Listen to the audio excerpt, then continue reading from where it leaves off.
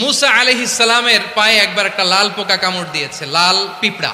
তো উনি রেগে মেগে পাশি দেখে লাল পিঁপড়ার বাসা, পা দিয়ে ডলে মুছে সবগুলো পিঁপড়া মেরে ফেলছে। এই ঘটনাটা আল্লাহ ঘটিয়েছেন এজন্য মুসা আলাইহিস সালাম তিনি আল্লাহকে জিজ্ঞেস করেছিলেন, আল্লাহ তুমি যখন কোনো জনপদে আযাব পাঠাও, শাস্তি দাও, ওখানকার শুধু জালেমরাই তো মরে না, ভালো মানুষগুলাও মরে, তো আযাব দিবা মুশরিকদের উপর দিবা, অবাধ্যদের উপর দিবা, ভালো মানুষগুলারে মারো কেন? আল্লাহ বললেন, মুসা তোমার যে কামড় দিছিল পায়ের মধ্যে পিঁপড়া, কয়টা পিঁপড়া? একটা পিঁপড়া, তো সবগুলারে মারলা কেন? রেগে মেগে পুরো পিঁপড়ার বাসা ভেঙে মেসাকার করলা কেন? এই মুসা, আমি যখন অ্যাকশনে যাই, আমি যখন শাস্তি দেই, তখন এত বাস বিচার করা হয় না, বাস বিচার করা যায় না। যখন অ্যাকশনে যাওয়া হয় ওইটা ডাইরেক্ট অ্যাকশন হয়ে যায়। চিল্লায় বলো ঠিক কি না?